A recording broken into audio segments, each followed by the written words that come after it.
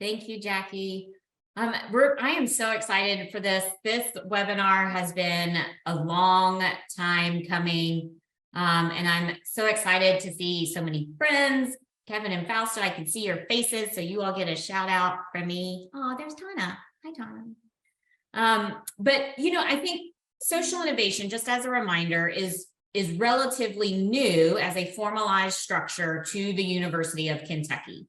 What is not new is the research and the research solutions that our faculty have been doing at the university related to social innovation, right? And we're going to hear today from those researchers who have been doing the work and then who have come on to partner with me in the last 18 months of the office. But for the first several months, as we talked across campus about social innovation and what that meant, right? The translation of research into solutions designed with and by and for community as a way to create agency and empowerment for that community, right? The question I got the most was, well, who's doing that? Can you show me somebody who's doing that? And for months I could talk about, well, I'm talking with somebody, or, I do know something over here, but I didn't have a whole lot of tangibles to share. And now we have amazing tangibles from some incredible people.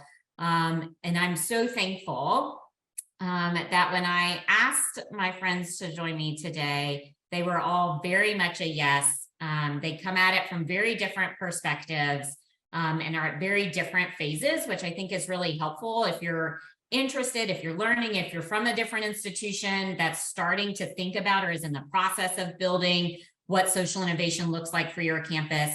My hope is that the four of us today can really provide a solid perspective. So let's start with a little get to know you game, little get to know you question, right? So I'm going to ask that each of you share, and Jaleesa, I'm going to start with you, that each of you share something about you that we can't read about on your institution bio. What makes you fun? What do you like to do? Something you can't read about me on my institution bio. Yeah, I'm Dr. Jaleesa Wells. I am an assistant professor in the College of Fine Arts. And I guess something you wouldn't read on my bio, well, you kind of would, but you wouldn't, is that I am an artist. This is one of my art pieces behind me, but I do a lot of craft-based arts, actually, which does relate to social innovation. And I really like to make chunky, colorful hats out of crochet and yarn. Oh, You won't see that on my bio, but I do. yeah. I'll wear them. I wear them a lot, but I don't. And we've been friends for a long time, and I didn't know you crocheted hats. Now you know. Okay, we're going to come back to that in a little bit. Zadana, tell us something we can't learn about you. All right. Good afternoon or good morning, depending on where you are watching us from. I am Dr. Zadana Slade, clinical instructor in the College of Social Work. And something that you cannot read about me is that after about a 15-year hiatus from playing my flute from elementary school through a little bit of college, I picked it back up a couple of years ago and joined the Madison Community Band here in Richmond, Kentucky. So I play the flute. Okay, so when we were at dinner the other night, you casually dropped like band practice, yep, community band, and I was like, we're gonna come back to that, and we never did. So okay, I see you. Mindy, how about you? Oh my goodness. Well, first, hi everyone. I'm Mindy Ickes. I'm a professor in health promotion in the College of Education. And so I have something that I always share with these icebreaker type things that people always laugh, but I always find a new friend when I share this.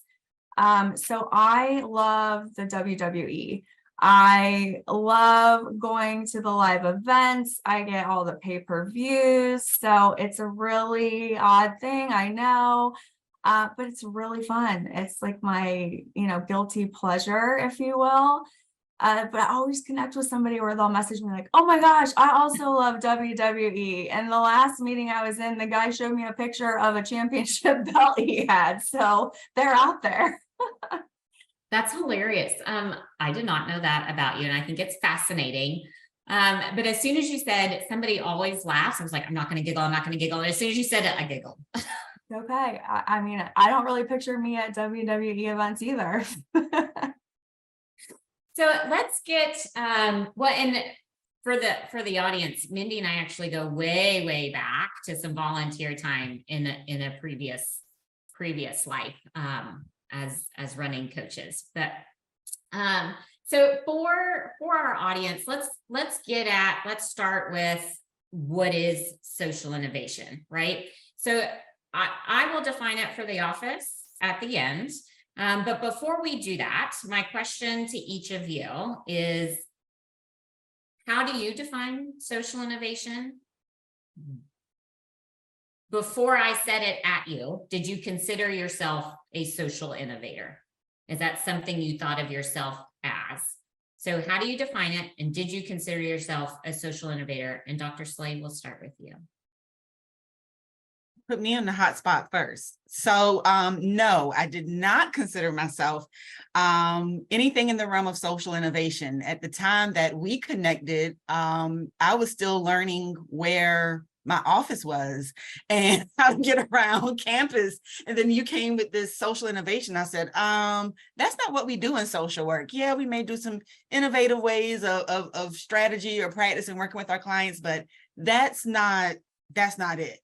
And so then once I really kind of sat with it, I said, you know what, we do kind of integrate, and we're having to, especially in a world post-COVID, we're having to think outside of the box in terms of how to connect with individuals, groups, communities, and meeting them where they are. And now with this layer of technology and AI and everything else in between, we have to kind of adjust and adapt in a way. We can't say, no, I'm going to go old school with the pen and paper. So that kind of really helped me to take that blinder off, to really see what social innovation is and for me to frame it for my discipline.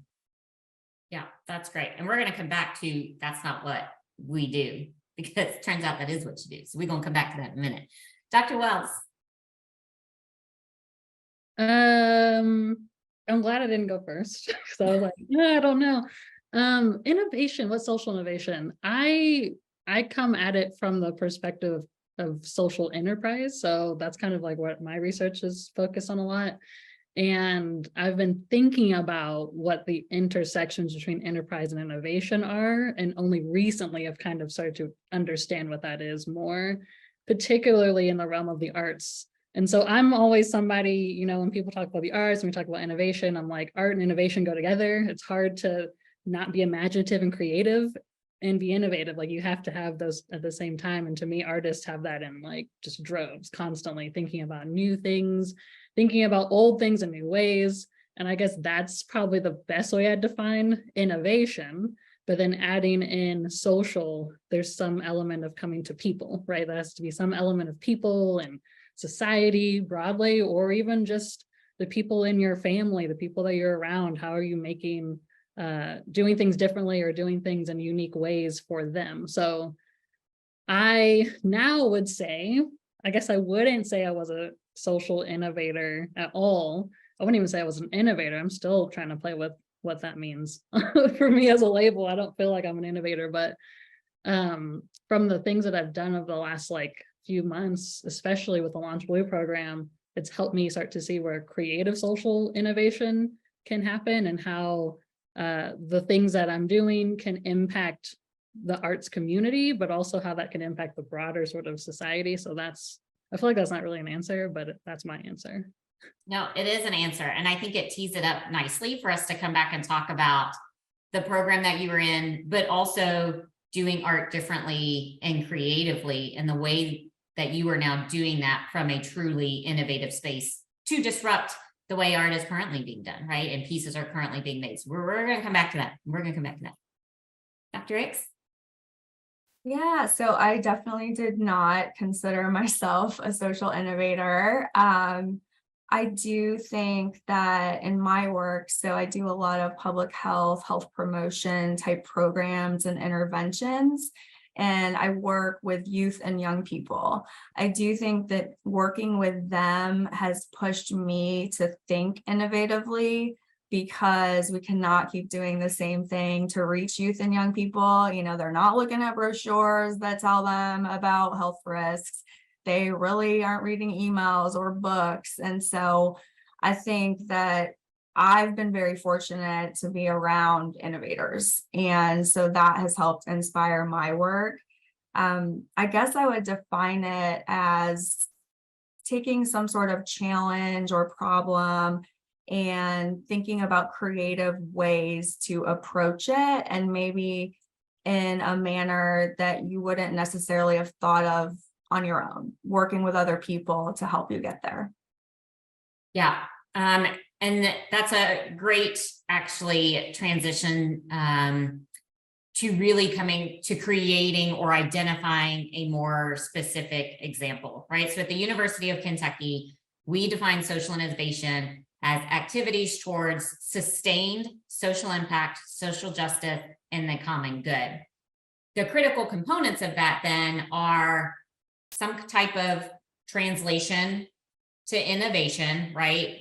Research solution, a product, something that has been created, a thing, right? But it's designed or developed in partnership with, by, and for community, capital C, right? So community it serves, community of practice, right?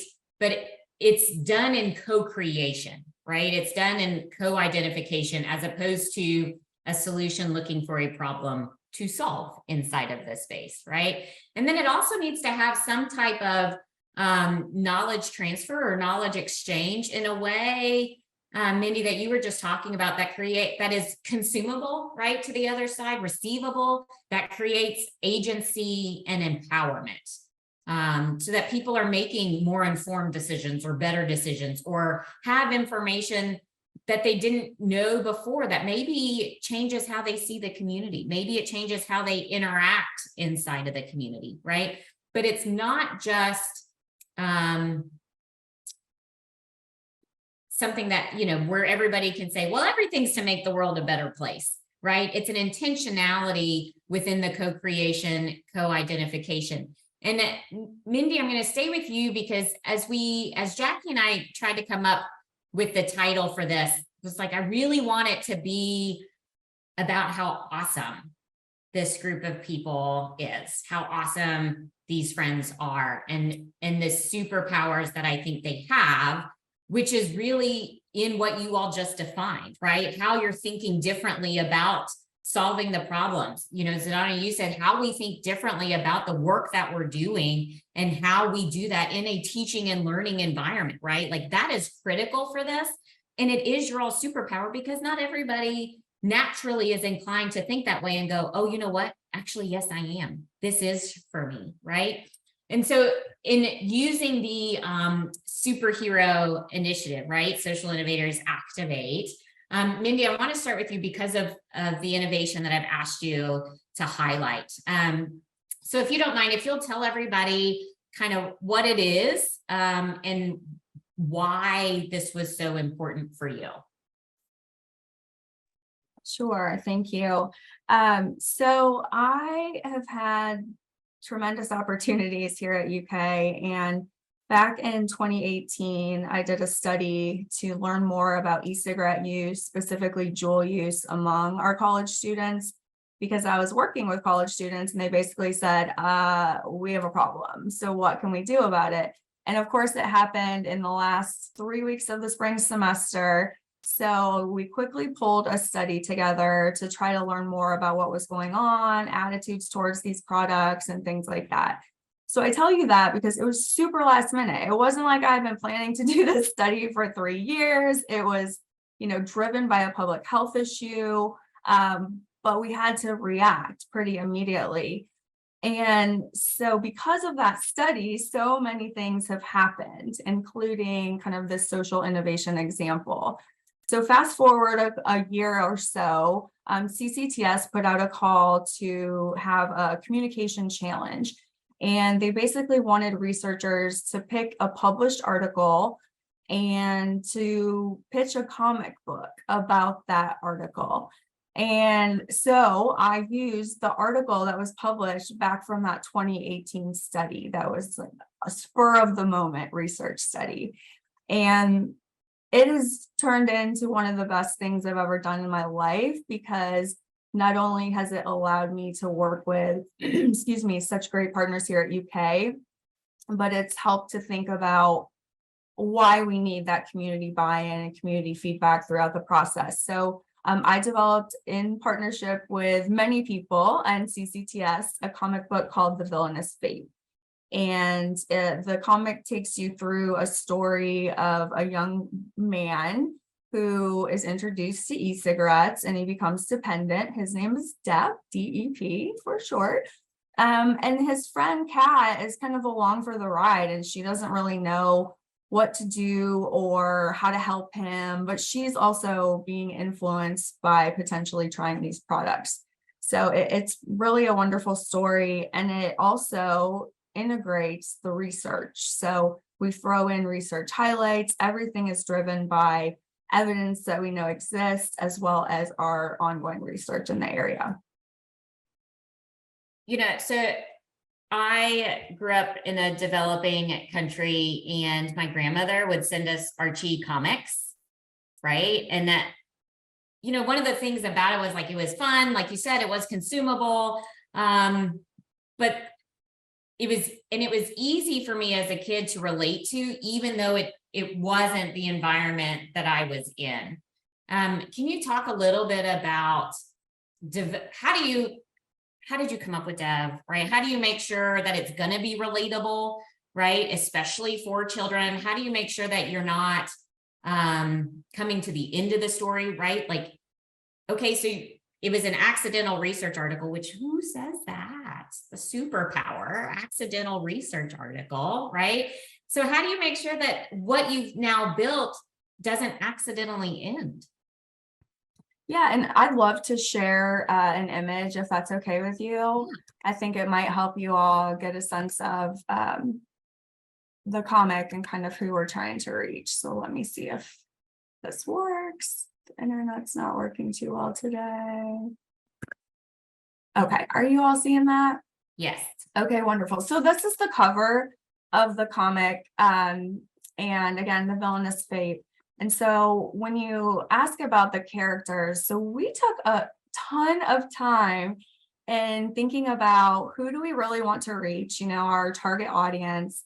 How can we make sure that it's expansive enough so that we're not pigeonholing ourselves into one demographic, one age group? And so because I have the opportunity to work with college students, they provided a lot of feedback and input on this is what would resonate with people our age. This is what would resonate with youth that we're talking to in schools. And so we came up with this kind of menu of characters that went through a lot of revisions.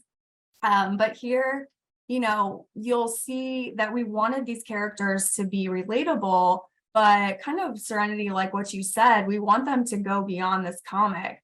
So, after people read this comic, we want them to say, well, what's happening to Depp? What's he doing next? Or, what's the doctor going to prescribe for the next issue? And, I had to put a little cameo in there of my dog, Lucy. So I don't know. I think people will tune in to see what Lucy is up to in the future as well.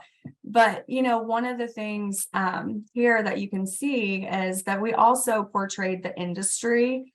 Cool Ghoul represents kind of the tobacco industry, the e-cig industry, and we wanted it to be something that, we're not trying to be scary, we're not trying to make them out to be monsters, but we wanted to portray this character in terms of what we know and how they're kind of manipulating and targeting youth and young people. So I think that our cast of characters definitely transcends beyond the comic.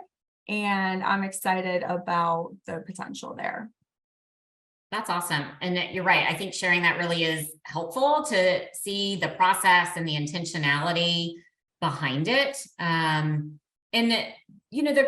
really critical component is the cast of characters, right? And whether it's in this particular story or whether it's in a lived community, right? It's important to note and to understand the impacts and the interrelatedness of all the characters in a community and in a space, and what that means for the development then of that community, right? Because you're developing a relationship among all of those characters.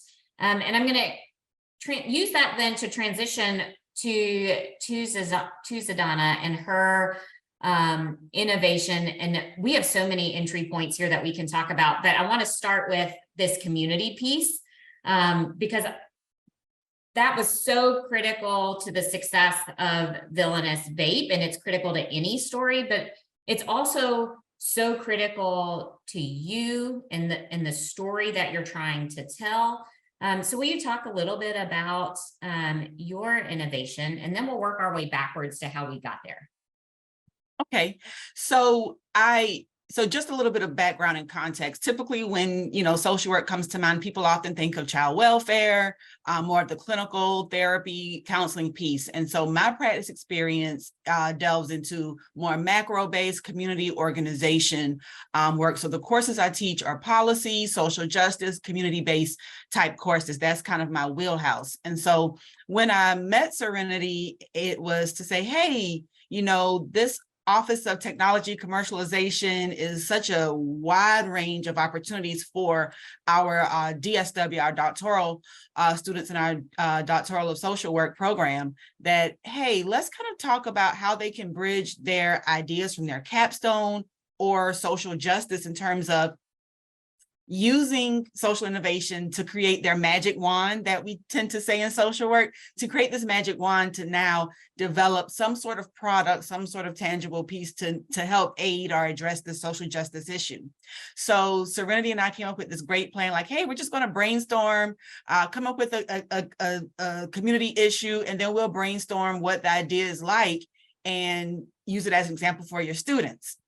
What Serenity did not know is that I told her a real life example of something that's going on in a local community. And so when we finished, she was like, that's really happening. And I was like, yes, that's really happening. And I have an upcoming meeting with the city manager later this summer because I really want to do it as a give back in terms of some sort of consultation and help in terms of an intergenerational approach. We can say the technology is working, but then when you're thinking about baby boomers, the silent age population, they're like, I don't need another app. And so how can we work in the middle point to really think about this? And so we're looking at a first generation area for homeowners that dates back to the 40s.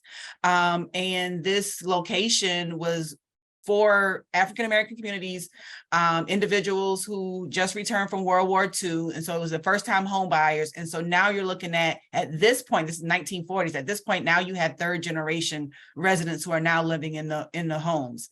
Well, the city put the new arena right at the footsteps, right at the doorstep. So now you're opening up so many opportunities where the arena and the revitalization can be an economic driver.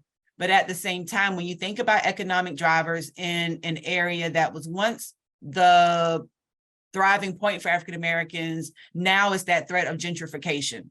So how can you use it for the good? How can you make sure the right communication is starting? Because we know if I start right now and pass it over to Jaleesa and play the game of telephone, by the time it circles back to one of the participants here in the room, it will be a different piece. And so how can we make sure that those who are in the neighborhood, because again, we're at third generation, those who are in the neighborhood are able to share it with those who are still vested because they may still own the property or they're caregivers from a distance. And so that's kind of the challenge of what is the best way and how do we put all of these stakeholders at the table to really aid in the community efforts in an empowerment way and really use the unique voice of the residents and not, I'm an expert in this field, this is how and what you should be doing. Well, and I think that's actually the piece that makes social work so uniquely geared toward this, right? Is that you all are naturally inclined, which is why you got into social work, but then also academically trained to focus on the person, right? And to really hear the needs, the issues, the challenges that that person faces in order to help them do whatever, right? Access a resource, solve a problem, work through something, whatever it is, right? So this innovation that you've come up with that is going to address a community problem, but you've actually built it based on individuals in the community because of all the conversations that you've had with the different stakeholders, so that you understand, like, the aging population of the community likes to go to the community meetings. So if it doesn't happen there, they're not going to engage. The younger members of the community don't want to go to the community meeting with everybody else. They want it on their app or on their phone. So how do you bridge these gaps with, budding entrepreneurs in the space, as well as people who are retired and everything in between? So, I think that's why it was so critical that you started with, but actually we are geared for this, Right. right? And that we actually are built for this. And it's just a matter of thinking a little bit differently about that. Exactly. And we tend to use the term social capital in terms of how do you leverage those resources and help your clients to really see what's working well within their systems, within their reach or grasp. And so really taking that social capital piece and looking at it through, what's happening environmentally, culturally, socially, psychologically, and who are those key players and stakeholders, who are the mouthpieces, who has the influence and the grasp and the reach, who are those social media influencers, all of that's important to really now use that and create that bridge from social innovation to social capital. Yep, absolutely. And speaking of social capital, Jaleesa has actually leveraged all of the social capital on campus for her innovation. She's award-winning, I think twice, right, in boot camps. And has been through our Launch Blue program with her innovation and is now in the incubator program. So Jaleesa, I want you to start with what your innovation is, because you actually came like ready to go. I am an innovator. I'm in social entrepreneurship. That is what I am. So tell us a little bit about this entrepreneurship for you. The innovation, I feel like I have to say two things at the same time, but the innovation that I have actually relates to my business that I run, which is Bossy Rainbow. And you can go to bossyrainbow.com. Our website's up. Yay, finally. But I guess I started this business ages ago. It feels like ages ago. It wasn't that long ago, but ages ago, because I really wanted to wear really interesting jewelry and interesting things. And as I came into academia, I thought I want to really stand out, And so the things that I found, didn't really enjoy them. So I said, as Serenity and I talk a lot, like I tend to just do my own thing. If I can't find it, I'll just make them out myself. So then that started us off in England, actually, is when I started that business. And then we moved to Kentucky when I got the job here at UK. And was kind of humming around about how I wanted to continue this business. At the time that I started doing the Von Allman Center for Entrepreneurship Bootcamp 1, I hadn't really decided if Bossy Rainbow was a creative social enterprise yet or not. And then we went through the process and I was like, yeah, it has to be part of the story. Serenity and I finally caught up with each other because we kind of were like passing each other in emails. And I remember saying to you, I have this daydream of mine that's like 10, 20 years from now, one day it will happen, that I want to be able to create my jewelry out of recycled plastic. And Serenity was like, that can happen now. And I thought, what do you mean that can happen now? So like I said earlier, I'm still playing with the idea of being an innovator because I'm still like, I don't know if I'm there yet, but Serenity is pushing me in that direction. But that is the innovation, is to think about the materials that we're using and how those materials can be either renewable or used from recycled raw materials or whatever within the business. And at this point in time, my creative social innovation right now within Bossy Rainbow is something I'm calling clay stiche. And it's essentially polymer clay that will ideally be made out of recycled plastic. And so, yeah, I have, leveraged a lot of what the university has to offer, but that's all because of the amazing people that have connected me to all the different things, who are believing in this idea that I really thought was like a 10-year idea. Like I was like, this doesn't exist yet. And now it's starting to exist. So I guess the idea around that is what I want to do is make a dent. I won't say I'm going to solve any of the environmental issues, but I want to make a dent in that. And I feel like in the arts, we use a lot of materials that are made out of plastic, and we don't really think a lot about it. And there's a lot of waste actually in what we do. But then from the Launch Blue program, from even VASE program, and now getting further and further into my customer discovery, like there's so much around the use of plastic, whether it's single use or not, that it always almost ends up in some kind of landfill somehow. And so I'm trying to disrupt that a little bit and change where it goes so that, you know, this business can create art that people will have in their houses and that they wear and they want to pass down forever and ever and ever, ideally. In the perfect world, right? And that almost all of your stories you're at various entry points, you're at various levels of development, and everything just kind of worked out, right? And it was great. And yes, it was hard, but now it's warm fuzzies and hugs and snacks and all the rainbows. But like, what scares you? What didn't go well? Like, what sucked about the process? What did we not enjoy about this? And we'll work our way back around the circle. So Jaleesa, we'll start with you and then go to Zdana and Mindy. But so what have you not let, especially since you have literally leveraged every accelerator type program on campus and having all the resources, like it's great. I've encouraged you to take your 10-year plan down to the 1-year plan, like, yay. But what have you not loved? What didn't go well? What scares you? I mean, one of the things I'll say that scares me is just that doubt in the back of your mind that says you're doing something really out there, really weird. You're trying to connect a bunch of things that don't connect. And, you know, I'll be honest, like I will sit on things for a while and kind of think, I don't know, should I reach out? Should I reach out? I don't know. But actually, even on the call, I was just looking at the people who are on the call, trying to cultivate a relationship with an engineer. And I finally put myself out there and was like, hey, I want to meet. And so that's going really well and it's really exciting, but it's so scary to just sit there and think, what if everyone's like, this idea is stupid? Like, what if they just say, this is a dumb idea, never going to work, right? And I feel like there's always that doubt. And maybe that's the artist in me too, is to be like, I'm going to make something and hope that the world likes it, because what if they don't? And I feel like I kind of wasted my time, but that's what really scares me, is that doubt in the back of my mind, actually. So, yeah. You know, I actually saw a meme this morning from an artist, a musician artist friend of mine, where she was struggling with the same thing. And the meme was really about, why am I worried if nobody likes my art? Why am I questioning that? Am I hoping that my art will look like somebody else did it and therefore it's better and it no longer looks like mine? Right. So my follow-up question to you is, why do you feel like these pieces don't connect?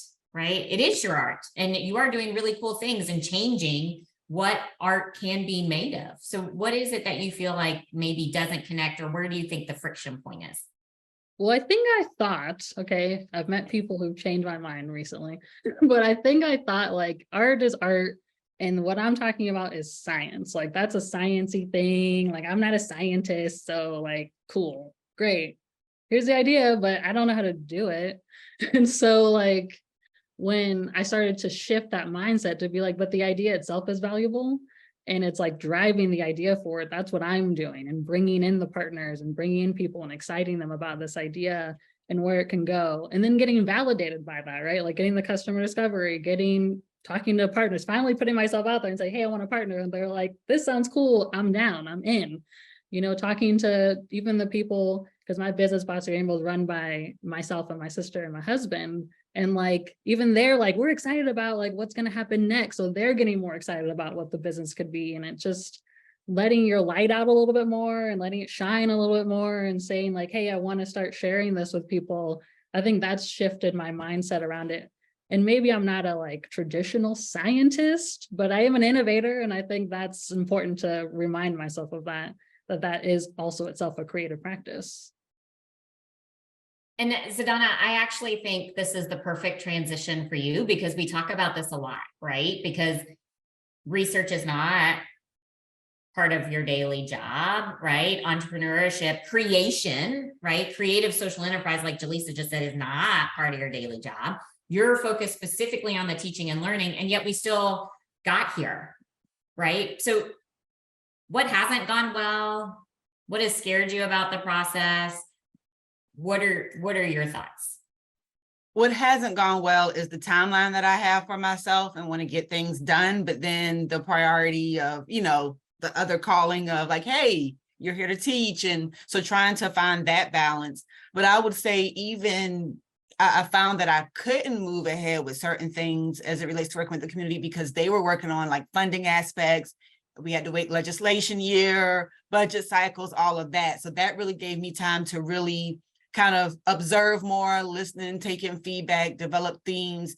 And so that big overarching of what my concerns are is that fear of failure, because I've kind of put myself as a conduit of the community and the residents on one hand. You know, there's a long history of being taken advantage of, disparity, environmental concerns that may come into play with having this large arena and green space and everything that's happening. And while it may present and come off well, there's this distrust with the political system. So I have that on one hand, but then the city and, you know, the officials there, I see it as, you know, what strengths that can happen and improvement and speaking positivity. So being that conduit of finding that balance as I'm trying to create an atmosphere of rainbows and unicorns and lilies. That's right. That's right. All wrapped up in a nice, pretty bow. Exactly. Mindy, you don't know anything about changing timelines, do you? You don't have an opinion on that, do you? What's gone well? What hasn't gone well? What scares you? Wow, when I started this process, I wasn't pregnant, didn't have a baby, and then a 2-year-old by the time the comic was developed. So it was not the timeline I anticipated. You know, I think that's when I say it didn't go well, I have to take a step back and say, however, I think it all happened for a reason. But, you know, we had anticipated on debuting the comic at the spring CCTS research conference in 2020.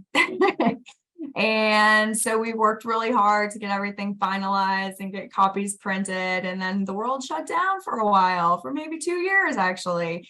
And, you know, part of the formative feedback process was to get the comic in the hands of students and youth and young people, and we couldn't do that. And so I was getting really nervous that it wasn't going to be relevant by the time we could actually get it in the hands of youth.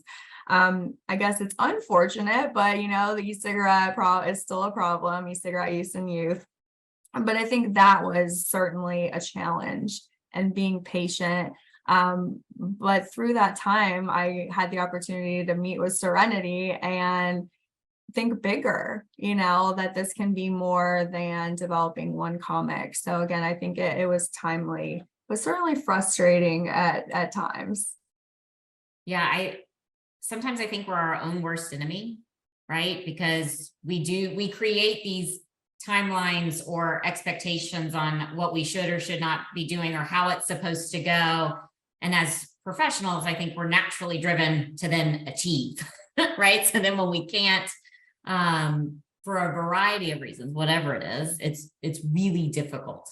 But, you know, let's even despite all of these things, let's come back around to purpose, right? And why we do this. And Sedona, I'm coming at you, and that's not what we do, right? Because I think this is really so important for the why, right? And I referenced earlier that Mindy and I were running coaches at a point, and anytime you deal with any kind of health and wellness or physical activity, you always have to have more than one why, because 10 minutes in, the first why went out the door and I'm usually ready to quit, right? So in this work in particular, we have to have more than one why, and just saying we need better supports for our researchers on campus, for our faculty on campus, that's not enough.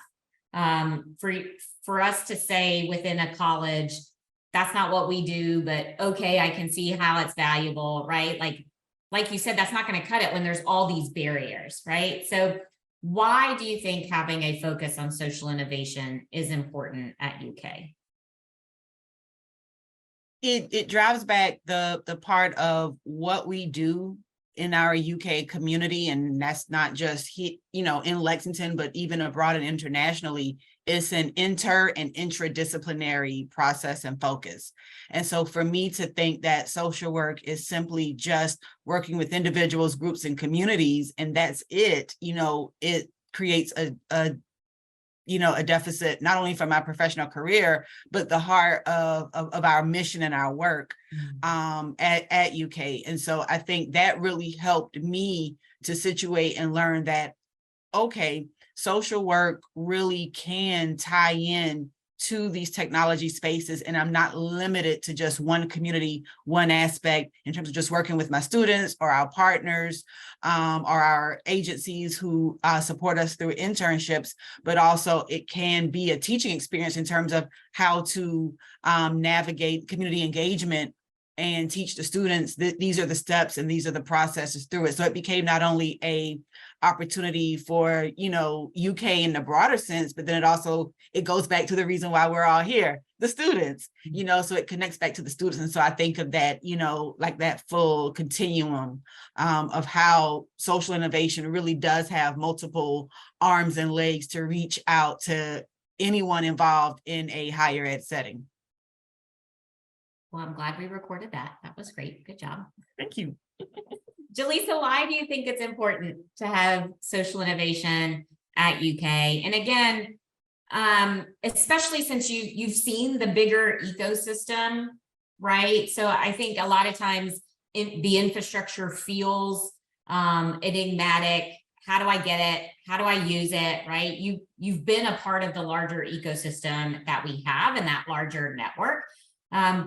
But why does that come down, and why is that important for you, for creating creative social enterprise, for your work inside of arts admin? Why is it important for here at UK?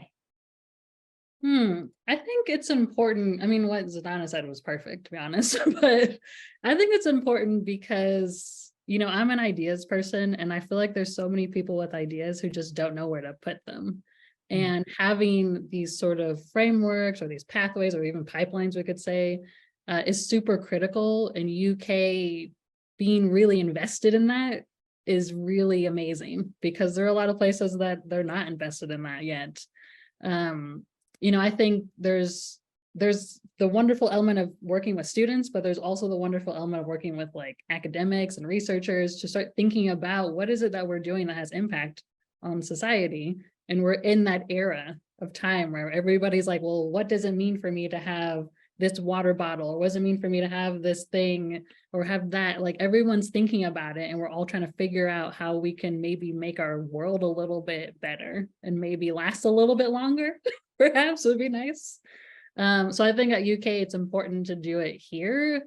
And also, one of the things that my college works with a lot is actually the arts extension. And so having social innovation here, it actually branches out into the rest of the state. And that's a big part of what I think UK has to offer, especially at that really like grounded social community level. Is it's hitting everything all across the state because of who UK is and where they're positioned.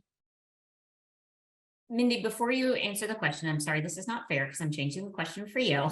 But given what Jaleesa just said related to the larger social issues, and we're all trying to figure it out, right? Villainous Vape addresses a historical social issue with proven medical problems, right? And ramifications.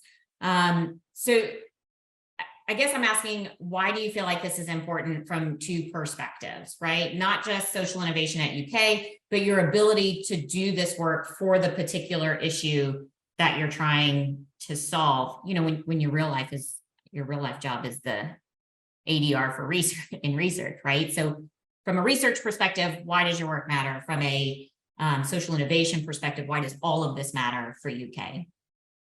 Yeah, that's a great question. And I think, I used to think that the answer to those questions would be different. But now I really think that my research and the opportunity to evaluate something like the Villainous Vape, once it gets into the hands of youth and young people, inspires the next social innovation. And I think that that's important for UK because it really reinforces why, one, we do need to invest in research and innovation, not one or the other.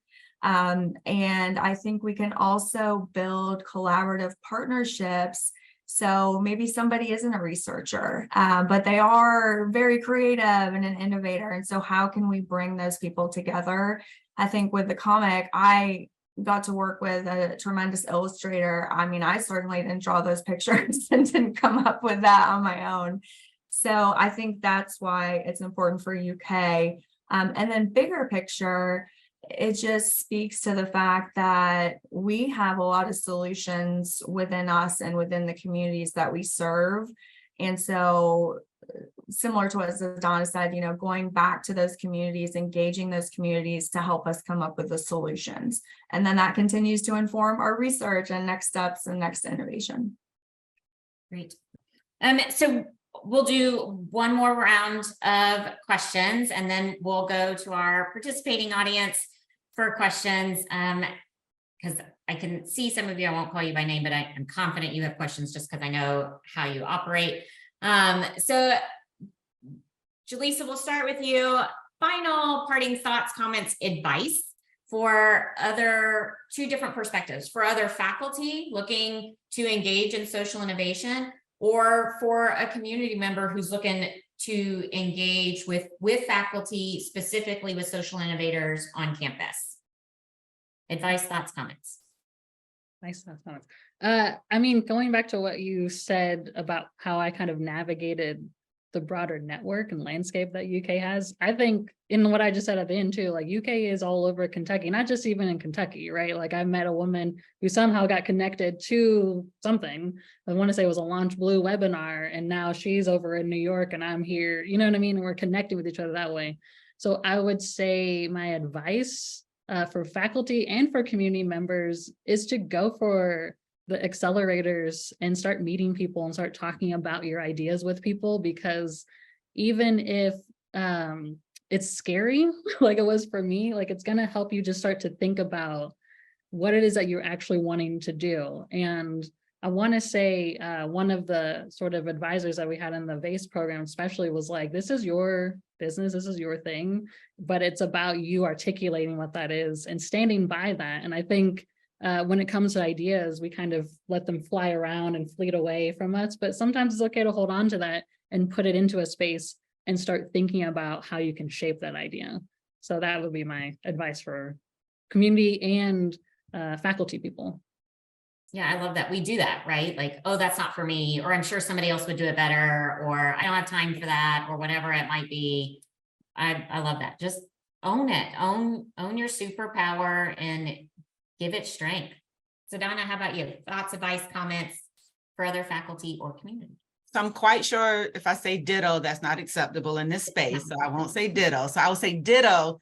And, you know, in terms of it being that superpower, really think about, you know, the sky's the limit. I mentioned earlier about if you could develop your own magic wand of what it could be, start there. I kind of start with that big picture and then maybe work your way, you know, backwards to what's needed or who is needed, who's missing, because it helps, as I mentioned earlier, that interdisciplinary and interdisciplinary of connecting to other people within UK, for those who are not, who are watching outside of our UK community, within your reach or grasp. And, you know, granted, sometimes those conversations may bring up a lot of doom and gloom. It may bring up a lot of resistance and opposition because you're developing some change, you're developing something new. And, you know, I don't want to do anything new. I have been tying my shoe this way, the same way. And how dare you tell me to tie my shoe another way, you know? And so, you know, but listen to that and see how you can kind of strategize to grow. So it's, I would say, be intentional with whatever that strategy is. So being intentional, thinking the big picture. The worst someone could say is no, or we haven't developed that yet. And you might be the one to develop it. So, you know. Yeah. And I think you heard that, right? In engaging with your stakeholders, like you mentioned that earlier, now's not the time. We have to wait for the next legislative year, but we have to also do this, right? And so it's all feedback. It's all learning. But as Jaleesa said, as long as you're committed to it, you can then do something with that information. Exactly. And use reminders on your phone calendar to kind of say, okay, it's been 6 months, let me circle back. And that's another thing to kind of keep the idea fresh and the idea going. So that way, we mentioned earlier about timelines, so that way it doesn't become stagnant or just a bright idea that kind of drops off. Yeah. Mindy, how about you? Yeah, Why just should we be doing this?